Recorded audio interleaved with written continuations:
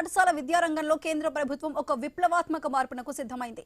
వేగంగా అభివృద్ధి చెందుతున్న టెక్నాలజీకి అనుగుణంగా విద్యార్థులను తీర్చిదిద్దే లక్ష్యంతో సిబిఎస్ఈ పరిధిలోని పాఠశాలల్లో 3వ తరగతి నుంచే ఆర్టిఫిషియల్ ఇంటెలిజెన్స్ పాఠాలను ప్రవేశపెట్టాలని నిర్ణయించింది. ఈ నూతన విధానం 2026-27 విద్యా సంవత్సరం నుంచి దేశవ్యాప్తంగా ఉన్న సుమారు 31,000 పాఠశాలల్లో అమల్లోకి రానుంది. విద్యార్థులకు చిన్న వయసులోనే ఏఐ ప్రాథమిక అంశాలపై అవగాహన కల్పించనున్నారు. ఏఐ సహాయంతో భాషా నైపుణ్యాలను మెరుగుపరుచుకోవటం, గణిత సమస్యలను పరిష్కరించడం వంటి వాటితో పాటు చాట్ బోర్డ్ ప్రాంప్ట్లు, లాంగ్వేజ్ మోడల్స్, జనరేటివ్ ఏఐ వంటి ఆధునిక టెక్నాలజీల గురించి బోధించనున్నారు. 3వ తరగతి నుంచి ప్రాథమిక అంశాలను పరిచయం చేసి 6వ తరగతి నుంచి ఏఐని ఒక స్కిల్ సబ్జెక్ట్ గా కొనసాగించనున్నట్లు అధికారులు తెలిపారు.